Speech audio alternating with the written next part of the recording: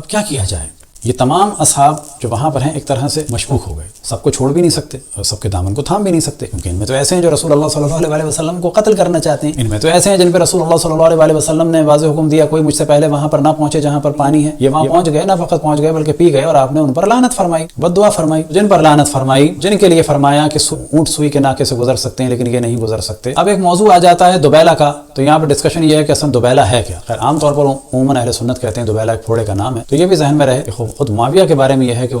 اس کی موت دوبیلا کی وجہ سے ہوئی۔ اب یہ خود ہمارے برادران اہل سنت جانے اور وہ جانے، انشاءاللہ اس کو بھی ڈسکس کریں گے۔ تو اب کیا کیا جائے؟ ان میں اصحاب میں وہ بھی ہیں کہ جو جنت میں داخل نہیں ہو سکتے، رسول اللہ صلی اللہ علیہ وسلم کو قتل کرنا چاہتے ہیں، وہ بھی ہیں کہ جنہوں نے پانی پی لیا اور ان پر لعنت بھیجی گئی، ان کے چکر میں سب کو چھوڑ دیں یہ بھی غلط ہے، ان سب کے چکر میں ان کو تھام لیں اور یہ نقصان پہنچائیں یہ بھی غلط ہے، جبکہ یہ اتنے خطرناک ہیں کہ ان کی جنگ رسول اللہ سے اس دنیا میں بھی ہے اور قیامت تک چلے گی، ان کا زہر بڑا شدید ہے، سادے لوگ۔ اب یہاں پر کہا جاتا ہے کوئی نہ کوئی ٹیسٹ ہوتا ہے اس پیراشوٹ کے لیے، کوئی نہ کوئی ٹیسٹ ہے ان انجیکشنز کے لیے، کوئی نہ کوئی ٹیسٹ ہے دواؤں کے لیے کہ جن کے بغیر بھی گزارا نہیں ہے اور جن کو کھا کے مرنے کا بھی امکان ہے، بڑا امکان نہیں بلکہ یقین ہے۔ ان اصحاب کے جن پہ لعنتیں بھیجی گئیں کہ جو جنت میں نہیں جا سکتے، کہ جو ملعون ہیں، جو قاتل رسول اللہ صلی اللہ علیہ وسلم بننا چاہتے تھے، اور یہ پاک اور پاکیزہ اصحاب بھی ہیں، نہ ان کو چھوڑا جا سکتا ہے نہ ان کو پکڑا جا سکتا ہے، تو یہاں کے لیے رسول اللہ صلی اللہ علیہ وسلم نے ایک ٹیسٹ بتایا، وہ کہ وہ ڈی این اے ٹیسٹ بھی ہے لیکن در حقیقت وہ ایمان کا ٹیسٹ ہے، حب علی ابن ابی طالب۔ لہٰذا صحیح مسلم میں روایت نقل ہوئی، وہ آپ کے سامنے بیان کریں۔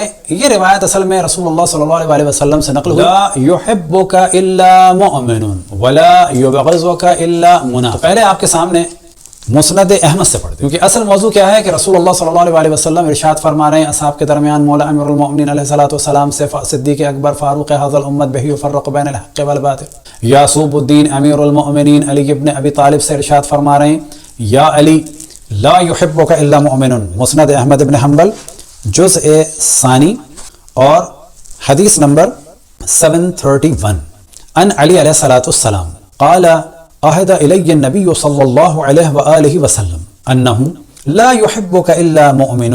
ولا یبغضک الا منافق، کہ مولا امیر المؤمنین علیہ السلام فرماتے ہیں کہ رسول اللہ صلی اللہ علیہ وسلم نے مجھ سے فرمایا اور ارشاد ہوا کہ حقیقت یہ ہے کہ اے علی کوئی بھی تم سے محبت نہیں کر سکتا مگر یہ کہ وہ مومن ہوگا، اور کوئی بھی تم سے بغض نہیں رکھ سکتا مگر یہ کہ وہ منافق۔ نمبر 1 اسنادہ علی شرط الشیخین، کہ اس کی جو سند ہے وہ شیخین کی شرائط کے مطابق، یعنی تمام جو ان کے موازین ہیں، قواعد ہیں، جو بھی رجال ہیں وہ تمام شیخین کے مطابق ہیں، یعنی یہ حدیث بالکل صحیح ہے، اور صحیح مسلم اور صحیح بخاری کے روایات صحیحہ کی ٹکر، کسی قسم کا اس میں نقص و جھول نہیں ہے۔ لیکن یہاں پر رسول اللہ صلی اللہ علیہ وسلم مولا امیر المؤمنین صرف مولا امیر المؤمنین نے یہی نقل فرمایا۔ اب آپ کے سامنے ہے صحیح مسلم جلد نمبر 1 اور حدیث نمبر 148۔ آپ ارشاد فرماتے ہیں، اب یہاں کیا معاملہ ہے کہ اس کی روایت کو مولا امیر المؤمنین اپنے الفاظ میں ارشاد فرما رہے ہیں۔ وہاں پر یہ ہے کہ رسول اللہ صلی اللہ علیہ وسلم نے ارشاد فرمایا لا یحبک، اے علی تم سے کوئی محبت نہیں کرے۔ یہاں پر فرما رہے ہیں کہ رسول اللہ صلی اللہ علیہ وسلم نے کیا کیا؟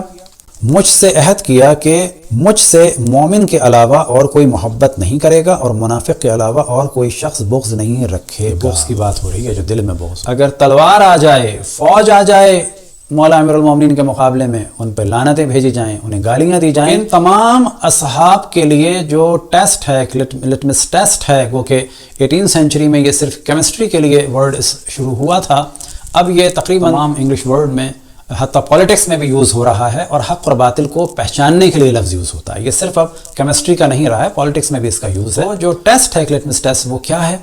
وہ ہے حب علی ابن ابی طالب۔ اگر اصحاب کے درمیان، امہات المؤمنین کے درمیان، اس وقت کے مسلمانوں کے درمیان، ماضی کے مسلمانوں کے درمیان، مستقبل کے مسلمانوں کے درمیان اگر یہ دیکھنا ہو تو قیامت تک کے لیے رسول اللہ صلی اللہ علیہ وسلم نے جو عہد کیا، وعدہ کیا کہ جو پہچان ہے مومن اور منافق کو پہچاننے کی، وہ کیا ہے؟ حب علی ابن ابی طالب اور بغض علی ابن ابی طالب علیہ الصلاۃ والسلام۔ بس اصحاب کو پہچاننا ہوگا ہمیں امیر المؤمنین کی محبت کے ذریعے سے، بغض کے ذریعے سے۔ اب اس کو تو ہم ڈسکس ہی نہیں کرتے، جنہوں نے جنگیں کی ان کا تو منافق ہونا بالکل اثر من الشمس ہے، کوئی اس کے اوپر ڈسکشن کی ضرورت نہیں ہے اس حدیث صحیح کے بعد کہ جو مسلم میں بھی موجود۔ ان سب کو چھوڑنا بھی نہیں ہے اور اصحاب کی اطاعت کے چکر میں ان لوگوں کے دامن کو پکڑنا بھی نہیں ہے جنہوں نے قتل کا ارادہ کیا، رسول اللہ صلی اللہ علیہ وسلم کو گھاٹی سے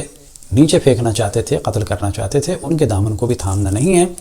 معیار کیا ہے؟ مولا امیر المؤمنین اور محبت اہل بیت علیہم الصلاۃ والسلام۔ بس رسول اللہ صلی اللہ علیہ وسلم کو قتل کرنا چاہا، بالآخر زہر دیا، اور بالآخر یہ قتل کا سلسلہ ان کے اہل بیت کے ساتھ بھی چلا۔ اور یہ تمام مسلمانوں کو سوچنا چاہیے کہ رسول اللہ صلی اللہ علیہ وسلم کے پورے گھرانے کو کیوں قتل کر دیا، اور ان قاتلوں کو کیوں چھپایا جاتا ہے؟ اگر ان کا ذکر کیا جاتا ہے اہل بیت کی مظلومیت کا تو کیوں پتھراؤ کیا جاتا ہے، کیوں اس ذکر کو روکا جاتا ہے، اور کیوں اہل بیت کے طرفداروں کو کافر قرار دیا جاتا ہے؟ یہ اگر سمجھ میں آ جائے تو سمجھ میں آئے گا کہ یہ جو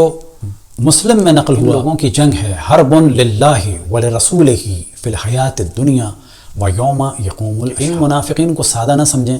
ان کی جنگ اللہ سے ہے، رسول اللہ صلی اللہ علیہ وسلم سے، اور یہ جنگ ان کی زندگی سے لے کے آج تک، اور آج سے لے کے قیامت تک ہے۔ اور قیامت میں بھی یاد رکھیں کہ یہ اتنے شدید منافق ہیں، اتنے اندر سے خبیث ہیں کہ یہ وہاں پر بھی رسول اللہ صلی اللہ علیہ وسلم سے کسی بھی اعتبار سے نہ معافی مانگیں گے، اور نہ ہی ان کے وہاں پر بھی ایسے ہو جائیں گے کہ جی پشیمان ہو گئے، نہیں،